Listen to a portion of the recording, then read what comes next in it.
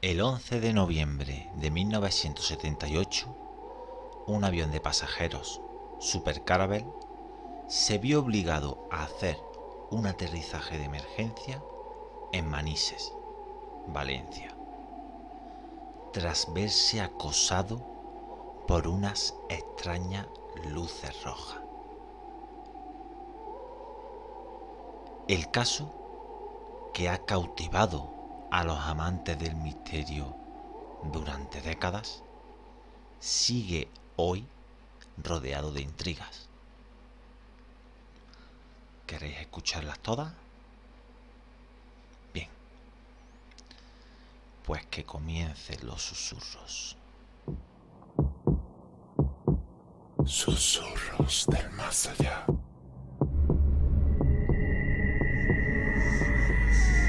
Espíritus. Brujería. Otros mundos. Lo sobrenatural. La maldad del ser humano. Historias que la gente común prefiere ignorar.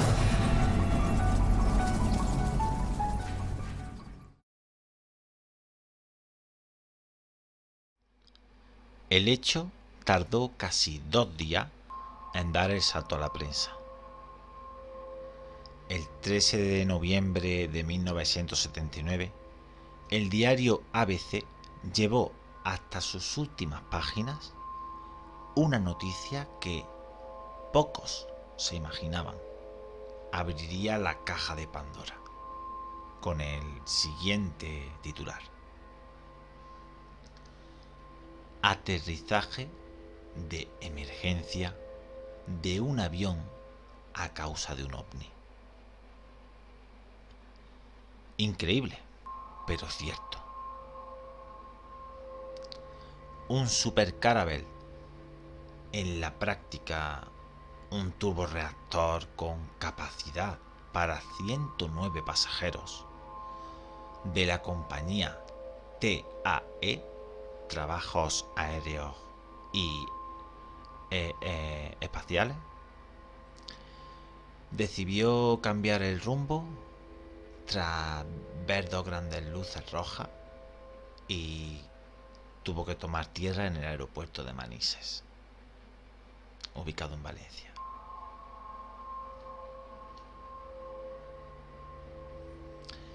La escena no acabó en ese punto. Mientras el Super Caravelle se posaba sobre la campiña valenciana, despegó desde Albacete un caza en misión de Scramble, de identificación e interceptación del objetivo en cuestión.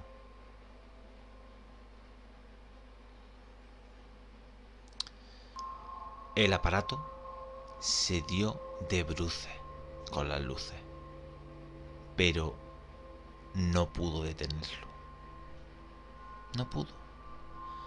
Un Mirage F1 de reconocimiento de 141 Escuadrón del Ejército del Aire intentó la interceptación del ovni varias veces. Sin embargo, el desconocido aparato se mantuvo siempre a distancia del caza militar, a pesar de que este tipo de aviones pueden alcanzar 2.300 kilómetros por hora.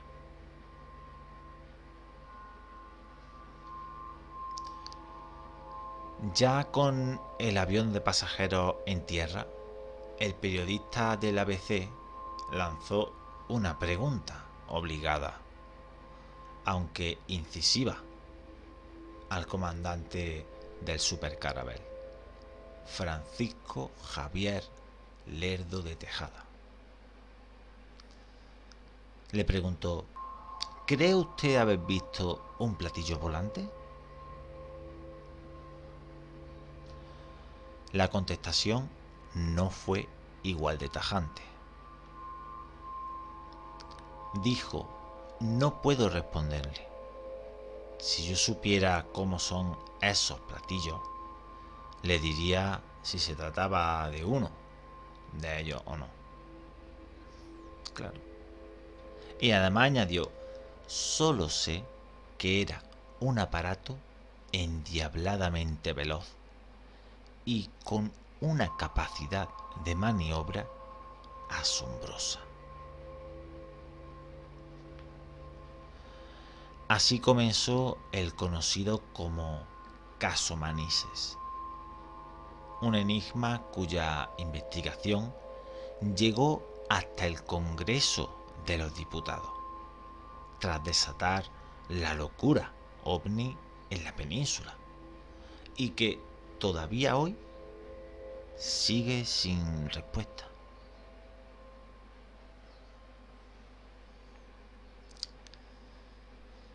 ¿Qué es lo que los implicados vieron aquella noche del 11 de noviembre de 1979? ¿Qué fue? Teorías existen muchas, así como expertos que han intentado aportar luz sobre este tema, sobre este caso. David Cuevas, que es periodista, investigador y autor de varias obras como, por ejemplo, Ella sonrió para que tú no llores. Él no descarta, tras haber estudiado el suceso, que se tratara de algún tipo de ensayo militar organizado por los americanos. Aunque lo que no niega, después de entrevistar al piloto del Mirage F1, es que aquellas luces existieron. El periodista, escritor e investigador Manuel Carballal, director de elojocrítico.info y autor de La vida secreta de Carlos Castaneda, corrobora esa misma idea. En declaraciones al periódico ABC, el autor, que también ha entrevistado a varios personajes involucrados en el caso, sostiene que no podemos obviar la presencia de la sexta flota norteamericana en el Mediterráneo por entonces,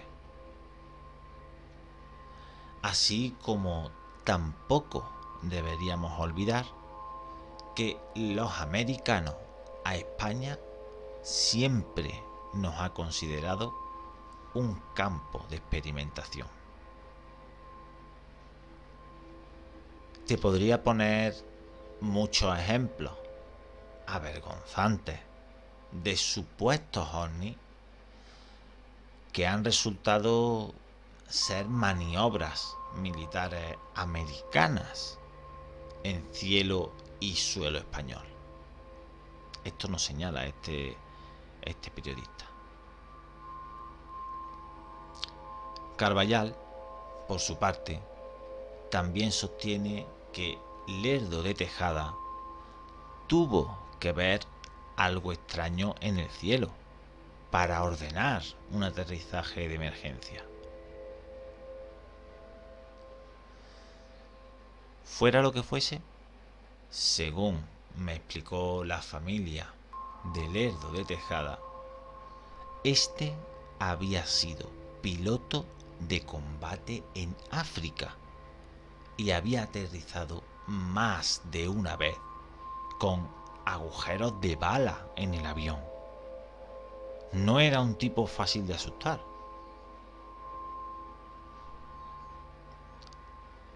Curioso caso, ¿verdad? Bueno, vayamos por partes. Esta extraña historia comenzó el 11 de noviembre de 1979 con un país zambullido de lleno en la democracia tras la llegada un año antes de la Constitución. Esa noche, el comandante Lerdo de Tejada hizo despegar su avión con su segundo copiloto, Ramón Zuazo. Iban juntos.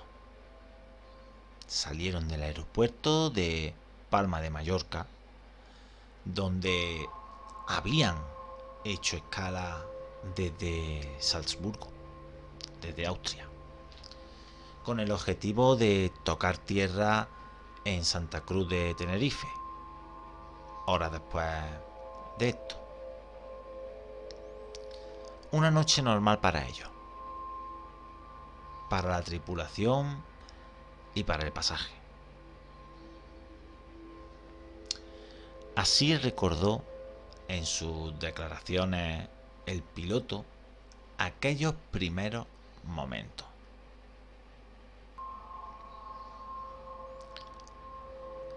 Habíamos despegado del aeropuerto de Palma de Mallorca a las 23:47 hora local, con el avión en perfectas condiciones de vuelo.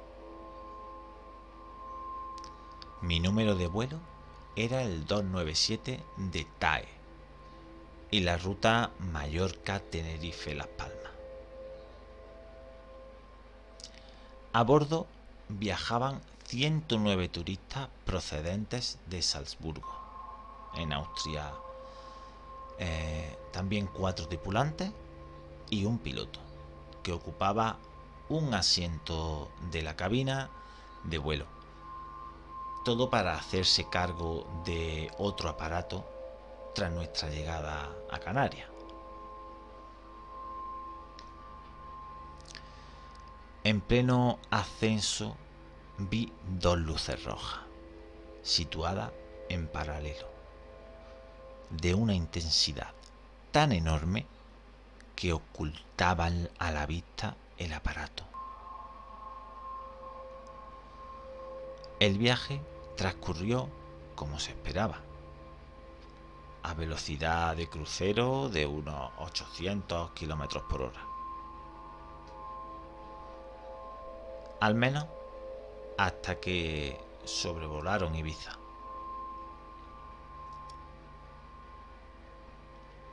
Cuando el reloj marcó las 23:03, Lerdo de Tejada recibió una llamada desde el control de vuelo de Barcelona.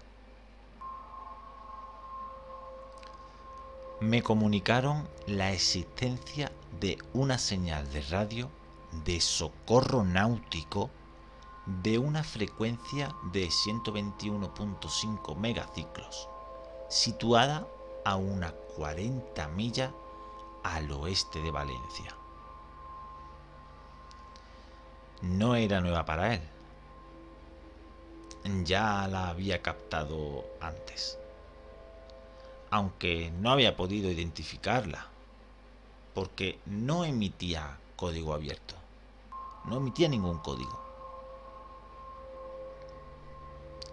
Como ellos, también la recibieron en Madrid y el vuelo de Iberia IB-231, todos. Literalmente 5 minutos después comenzó la fiesta.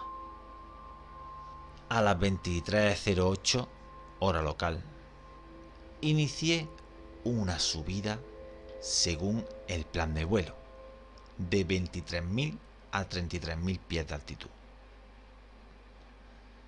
En pleno ascenso vi 2 luces rojas, situadas en paralelo, de una intensidad tan enorme que ocultaban a la vista el aparato, o lo que fuese, en el que debían ir instaladas esas luces, y seguían la trayectoria de colisión con nosotros. Se desplazaban a una velocidad endiablada, desconocida en cualquier avión, convencional y se detuvieron instantáneamente a muy poca distancia del Caravelle.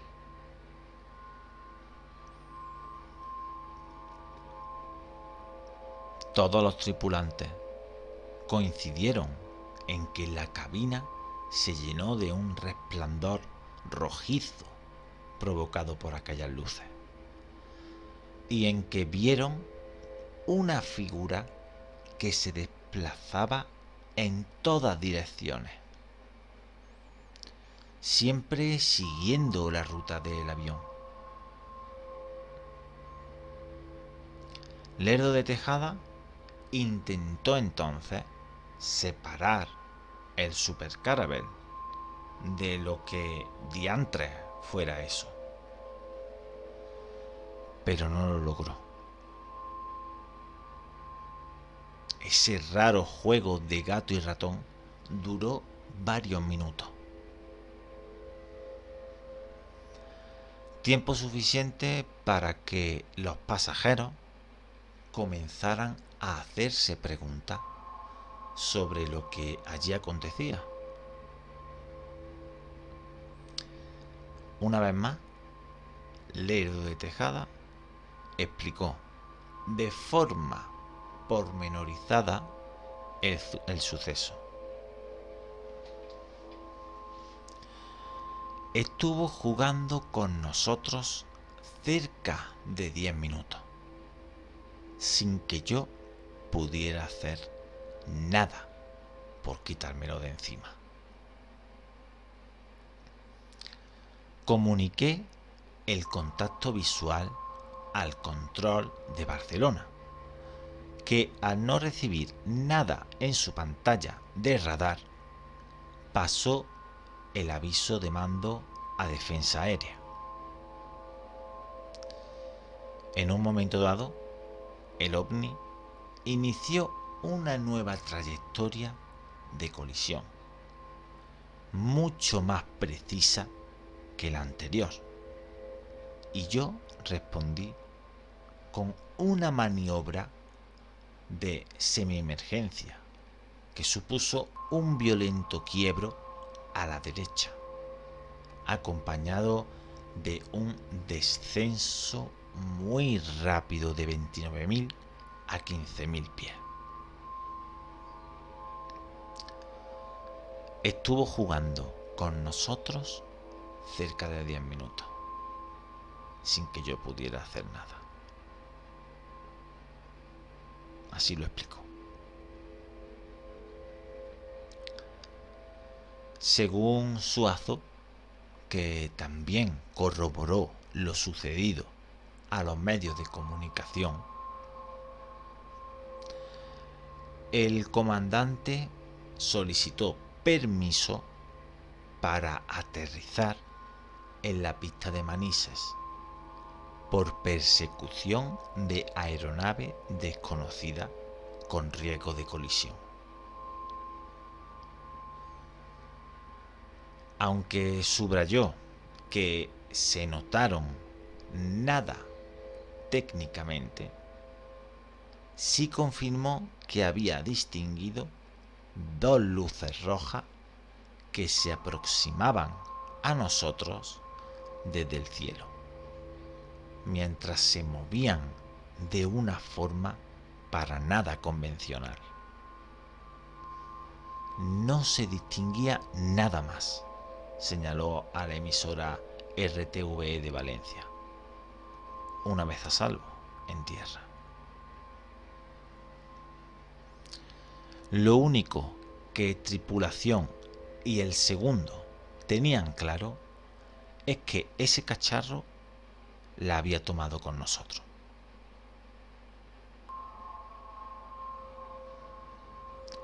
Pero la historia estaba lejos de terminar. Mientras el vuelo TAE descendía desde la base aérea de Los Llanos, en Albacete, despegó un Mirage F1 pilotado por el capitán Fernando Cámara. Sus órdenes: interceptar e identificar el aparato o los aparatos que despedían aquellas luces. Tal y como desveló el militar en declaraciones exclusivas a El Digital de Albacete hace algunos años, aquella misión no le pareció extraña, pues era habitual llevar a cabo labores de policía aérea en la zona. De hecho, estaban preparados para ello. Aunque eso sí, corroboró que fue la primera y única vez que tuvo que hacer un scramble para interceptar un ovni.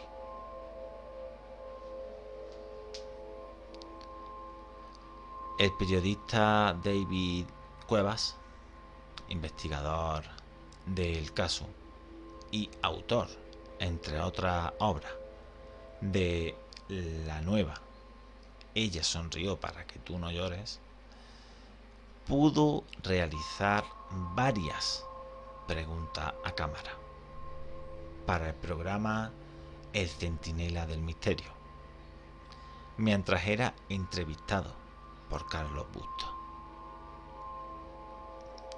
Según explica, el piloto le confirmó que salió de la base de Los Llanos, Albacete, para tratar de interceptar aquellas luces rojas que hicieron al Super Caravelle de la TAE aterrizar de emergencia en Manises. Tras localizar los destellos, él solo vio uno, lo persiguió durante más de una hora. Cámara, entonces, capitán, declaró algunos datos nuevos en el programa de radio El Centinela del Misterio, en el que explicaba cómo, cuando aceleró para tratar de acercarse a aquel tráfico aéreo no identificado a unos 20.000 pies y a una velocidad de 1,7 Mach, llegó a ver durante algunos segundos cómo aquella luz tomaba forma de una copa invertida sin la base y transparente. Cambiaba de color: rojo, amarillo, azul, y llegó incluso a escuchar una interferencia auditiva durante varias frecuencias, que era un sonido pulsante como si fuera una baliza de emergencia. Según él, aquel ovni interceptaba todos los canales.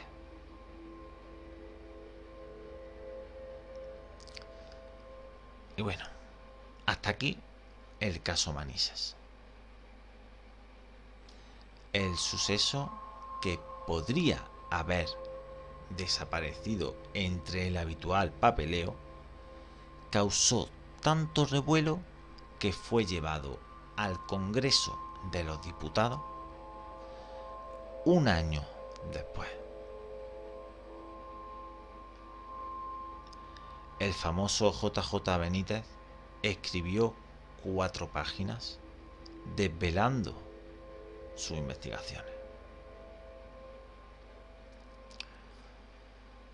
El Partido Socialista, y para ser más concreto, Enrique Mújica, pidió explicaciones sobre el suceso.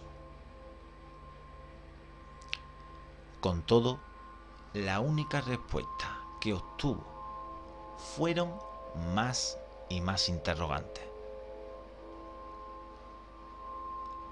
proliferaron las tesis, cada una más alocada que la anterior, para explicar lo acontecido. Por descontado, los seguidores del fenómeno ovni forjaron la suya, como siempre ocurre.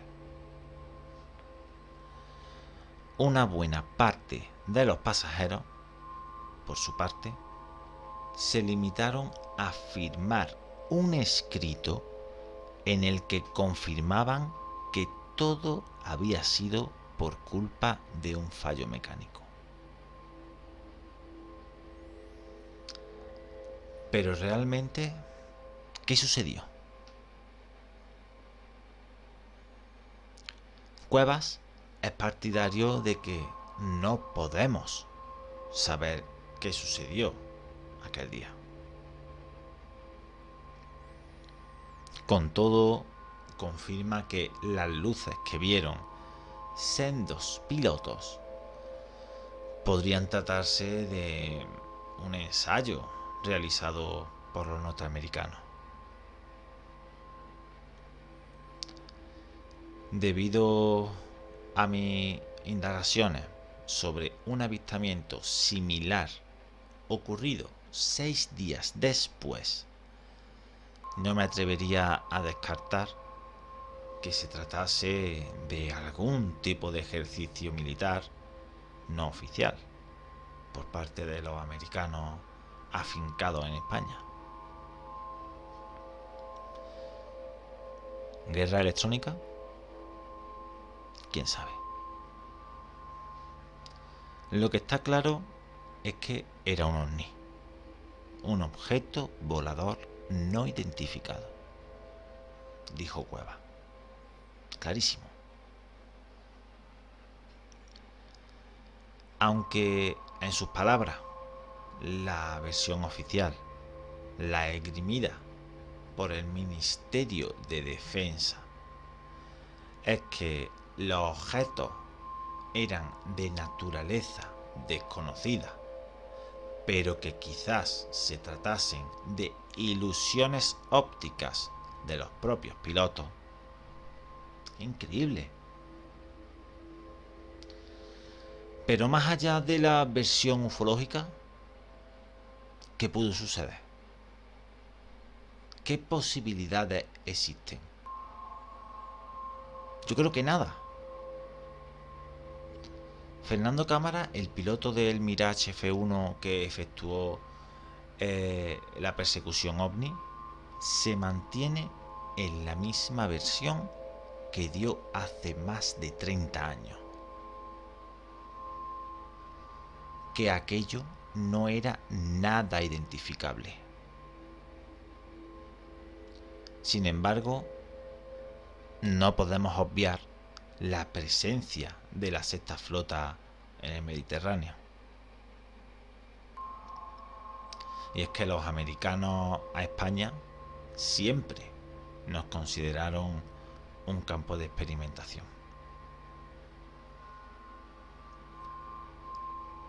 Te podría poner muchos ejemplos avergonzantes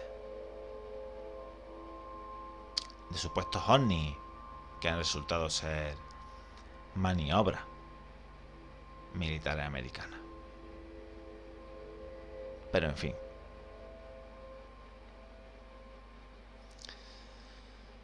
Otros colegas sugieren que los pilotos civiles y militares simplemente confundieron con un ovni la chimenea de escombrera. Pero a mí eso me parece una falta de respeto. Tan disparatado como la afirmación de los autodenominados escépticos de que todo fue una maniobra para ayudar a escapar de España a uno de los asesinos de los abogados de Atocha, hermano de Lerdo de Tejada, el piloto que llevaba el avión civil, el Caravel.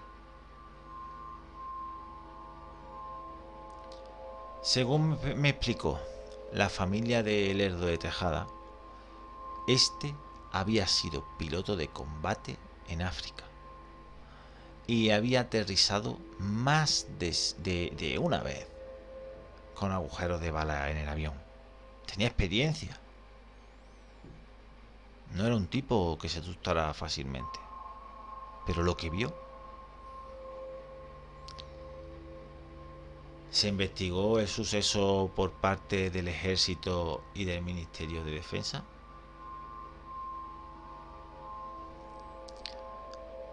Por supuesto. Siempre se ha dicho que el caso Manises motivó la primera interpelación parlamentaria por un caso ovni de la mano de Enrique Múgica.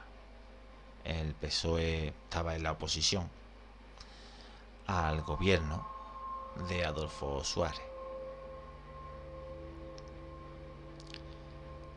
Pero no es exacto. Hubo una anterior en el Senado, por iniciativa del senador de UCD canario, Federico Padrón, a raíz del mismo caso. Múgica llevó el tema al Congreso al año siguiente. Así que, ante esta dimensión política de los ovnis, más tarde habría interpelaciones del PP, UPyD, Izquierda Unida, etcétera, por otros casos ovni. Es fácil comprender que Defensa se lo tomó muy en serio.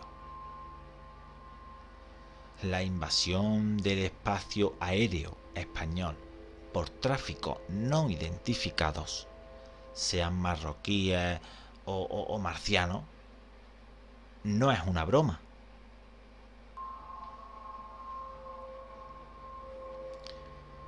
¿Qué creo yo sobre lo ocurrido? Lo que ha ocurrido miles de veces. El caso Manises no es extraordinario. Hay recopilado muchísimos incidentes similares protagonizados por pilotos, controladores y radaristas de todo el mundo. Se han reunido más de 1500 casos como el de Manises. Y nos guste o no, con cierta frecuencia, los profesionales más cualificados para identificar cualquier objeto volador se encuentran con intrusiones en nuestro espacio aéreo de fenómenos no identificados. En España, el primer caso que he documentado es de 1954 y entre los pilotos militares protagonistas, fueron 5, estaba el que después sería jefe de toda la Fuerza Aérea Portuguesa, General Lemos Ferreira. Así que lo de Manises, a pesar de ser absolutamente espectacular e inquietante, no es tan raro como parece.